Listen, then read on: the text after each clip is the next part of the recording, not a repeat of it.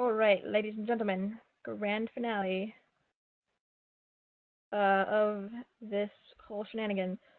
Let's start with September 27th, 2017 town hall footage because it is poetic. By the way, introducing Nick Jones, our research provost. Where are we at right now? A bit closer.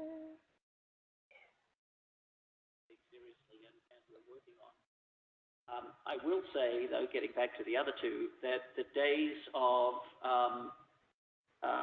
cost of living increases that we used to think of, those days are pretty much behind us now. We provide a general salary increase pool every year. This year, as I think everybody knows, the amount was 2%. That 2% is to be allocated by merit. It doesn't mean that everybody gets 2%. It means that some people get less than 2% and others get more than 2%. The ones who get more than 2%, that is determined by performance. And that is one thing that over the last 5 years or so, we've worked very hard as an institution. Okay, so you get the gist. Highlights, cost of living raises, thing of the past, and everything is all about meritocracy now. The American dream.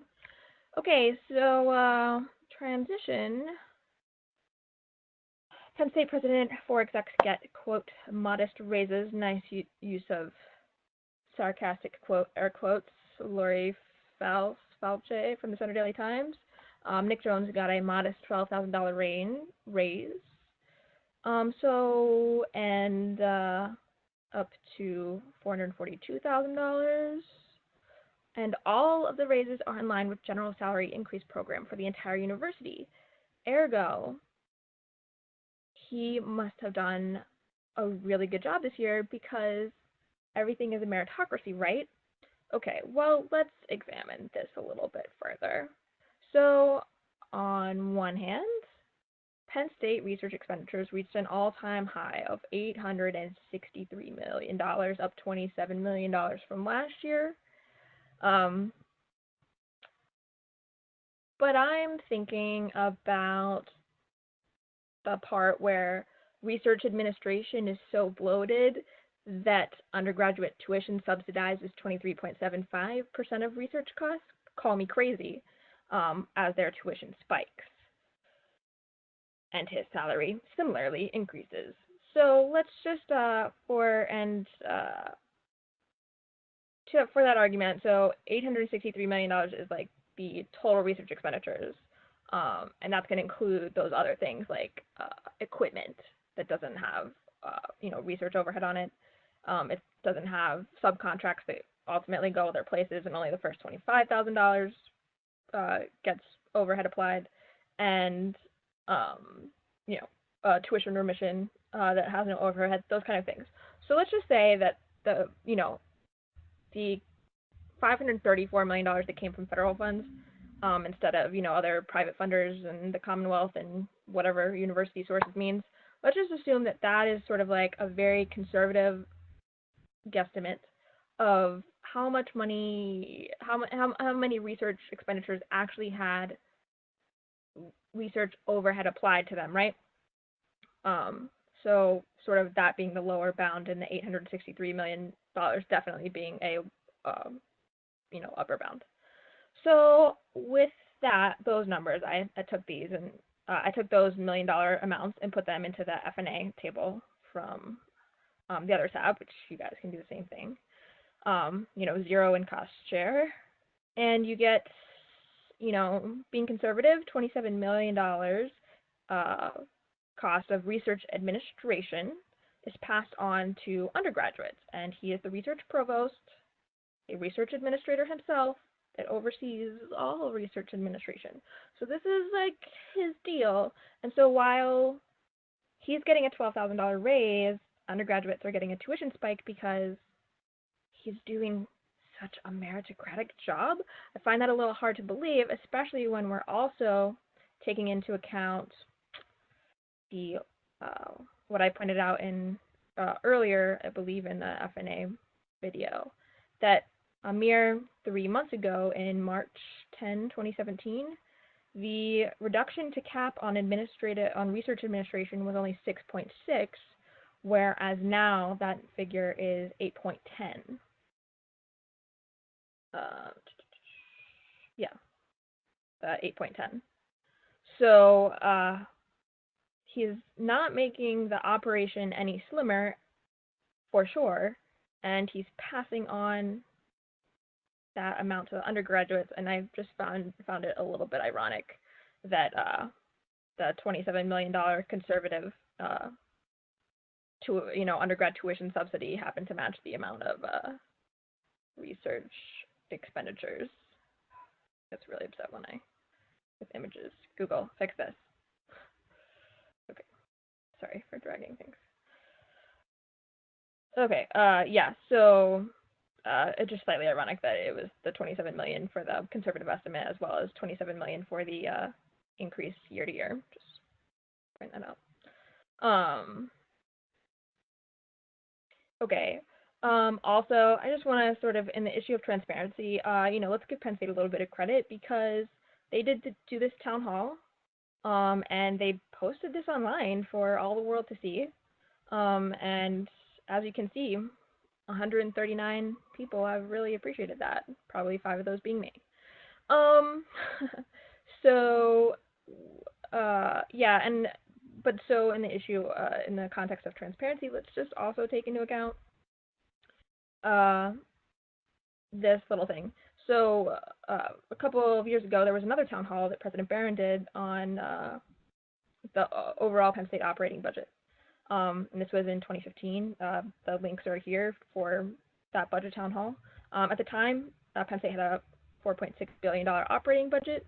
40% of that was tuition and fees, $1.8 billion. State appropriation was 6% at $278 million. And then research was 3% of these two categories combined, so for an overall percentage of 1.4% of the operating budget. So that is $64 million. And if we click on this lovely button,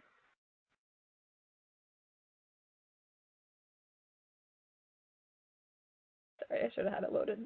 Research about 3%. So there are elements of research where we're incentivizing something, we're getting something started, we have a substantial educational benefit that might come from it. We see this is a good future investment, and so that's on the order of 3% of the budget. There are public service elements of what we do. Okay, so, it was his first couple, I think he was under a year at the point, and we still got to give him some credit for creating some transparency in this whole shenanigan, because, dear God, Penn State money is a weird, crazy black box, as is maybe all accounting, so whatever. But, he certainly doesn't mention the fact that undergraduates are subsidizing the research administration costs that exceed the federal allowable limit to be charged for grants. And when you look at that $64 million and you go, okay, conservatively, there's $27 million dollars from, on the conservative end, going to the cost of research administration, instead of what he was selling it as, which is, this is seed money for seed grants and stuff, for more research or undergraduate fellowships or whatever. It just kind of takes a little bit out of the, praise for transparency. Okay. Yeah, and so one more little thing here. Let's just shout out to the graduate students who do so much work despite the Penn State labor hearings, which very specifically Nick Jones and many, many department heads, one after another, said that graduate students don't do work, TAing and grading and the paperwork. Oh, they never do paperwork. And publishing papers, drafting manuscripts, research experiments, they don't help a professor do their job at all. That's all professional development, not work. So, and at the same time that, Nick Jones is taking his $12,000 raise, uh, graduate students are on food stamps. It just rubs me the wrong way, especially when you take into account that it's like, you know, while the university is taking away funds from faculty to help pay for graduate students, they're walking away with $24,000 on food stamps. Just, minor details. I started to do this. I apologize. I think some of these are wrong. I'm gonna double check, go back through some of these, but I have found a couple. We'll just. I started to do a comparison with the Big Ten because that seems to be like Penn State's favorite thing. Is competing with the rest because we all know that if you really want to be innovative, the best way to do that is to compete and try to do the same things as everyone else, just a smidge better. Haha, sarcasm. Okay, but anyway, so far, we've got University of Illinois that's doing worse than us in terms of steep reduction to cap that they pass on to the undergraduates.